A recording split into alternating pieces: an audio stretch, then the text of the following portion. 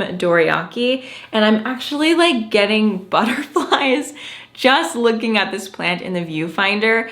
This is one of the anthurium that have really had a huge turnaround ever since I made those changes in the greenhouse cabinet. So what were those changes? Let's do a roundup quickly, because I know that I've mentioned it in several videos lately, but if you're just catching me now or you missed those videos. So the first thing I did was I potted all of my anthurium in glazed ceramic. So that's like white pots, or I even did like a couple of plastic pots, but generally I potted them out of terracotta. And this is something that you guys were telling me to do for a really long time.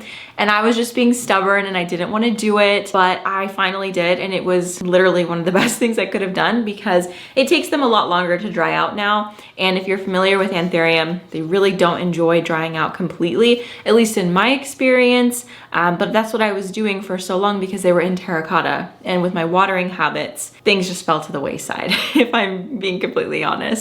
So anyway, next up, I put sphagnum moss around the base of the plant. As you can see, we have like a little nest looking situation here, and that is sphagnum moss. And what this does is it promotes extra moisture and humidity just like right around that plant. That's gonna last a lot longer, as long as the sphagnum moss is like moist. Obviously, I only wet that down when I water the plant. So I don't know, it's not like a super long-term thing, because as you can see, it's already dry as it is. But anyway, once I did that, we had some serious changes. So I'm thinking that that was a part of it.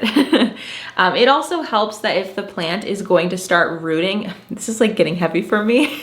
It also helps that when the plant has those aerial roots, they have somewhere to go. So it just helps the plant to have a little bit more security as well. I did a sort of fake pot up situation with my anthurium clarinervium just to like prolong the pot that it's currently in, because the stem is getting really long and it's starting to sort of sway and I really don't want it to snap. But anyway, the next thing that happened was I just put a lot more plants in that greenhouse cabinet, and now the humidity sits at about like 75 to 80% all the time. And I think that was probably the number one change that I made that made the biggest difference. And really all I did was just put more plants in it. Before, it was pretty sparse. I didn't have a lot of large plants in my cabinet, and now I have big ones. So I think all of that soil and the moss and just the extra moisture just brings up that humidity quite a bit.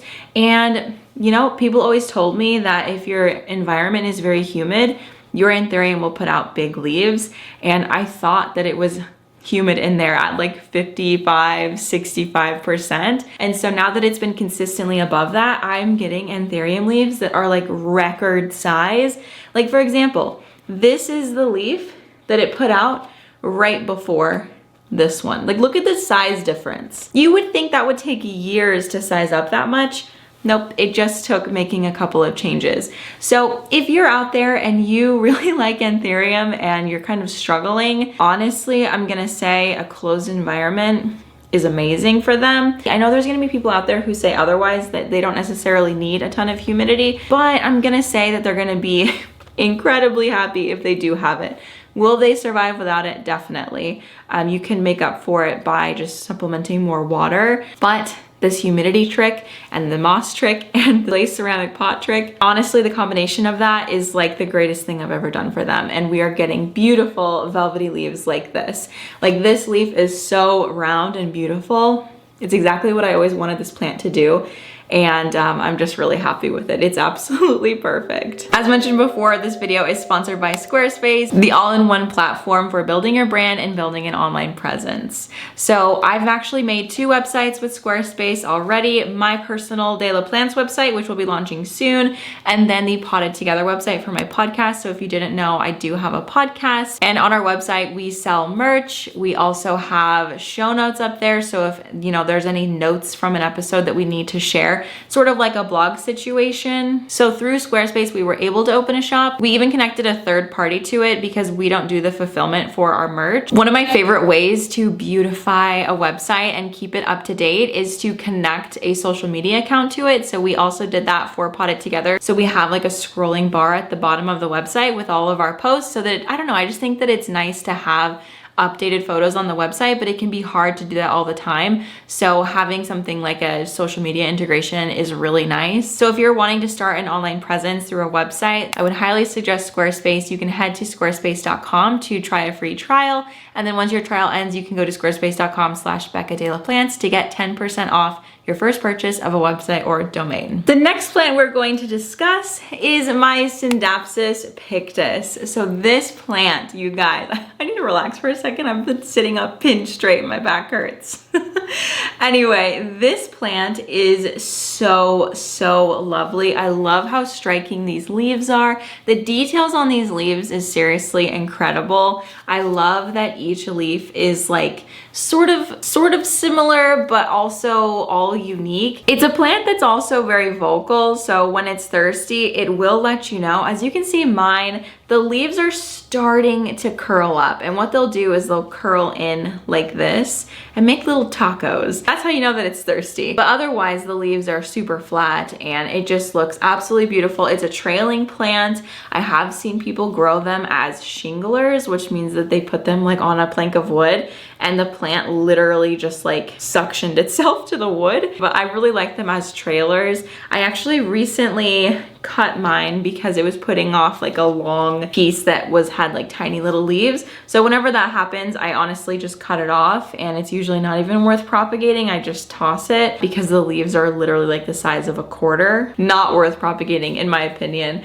If you want to, totally fine. They'll propagate really great in water, but for me, I was like, not worth my time right now. So anyway, I have it potted in terracotta and also in Dela tanks. All of these have been potted in Dela tanks so far, besides the linearis. The linearis was in Dela tanks before it like tried to kick the bucket. It likes all of the, you know, air and that fluffy soil, and I just think it's a lovely plant for anybody who is a beginner, or if you are experienced and you just want something easy that will add interest. This is a great one. Oh geez, hitting my ceiling fan. And the last plant that I'm going to discuss today is my, okay. And the last plant that I'm going to discuss today is my Philodendron Splendid. This is easily like top 5 favorite plants in my collection, although that Doriaki leaf kind of might not get out of the top 5, I don't really know. But anyway, this is the Splendid, and it is a cross between the Philodendron melanochrysum and the Philodendron verrucosum, which on their own are kind of fussy and annoying plants, to be honest with you. I've had both of them on multiple occasions, and I actually, when I went to the Equigenera pop-up in Colombia here, I was this close to buying a verrucosum. Like, there was a really pretty one, but I've just had really terrible luck with them. They need a lot of humidity, that in my experience, and that is lots of humidity, which maybe I could like provide them now, but when I had them in Arizona, it was definitely a no-go. So this one is just a really nice hybrid because it takes the good from both of its parents and creates a new plant that is actually super hardy. I really was not expecting that.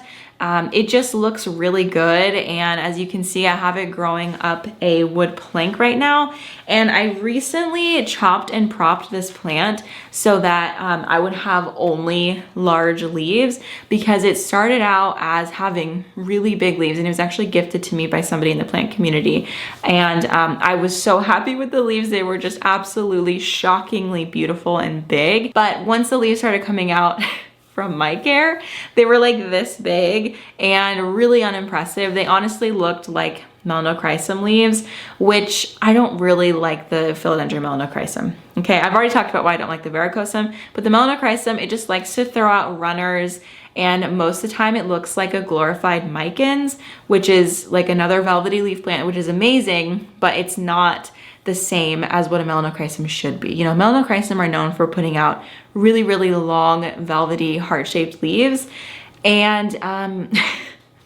when they're not growing in the right environment or in the right like plank situation, the leaves tend to be really small and look like micans. So anyway, so as you can see, we've got that leaf down there, and then we've got this one, which is just absolutely gorgeous, and then we've got This one, they just get better and better, honestly. Look at how perfect and beautiful that is. And then after the plant finally rooted and propagated itself, it put out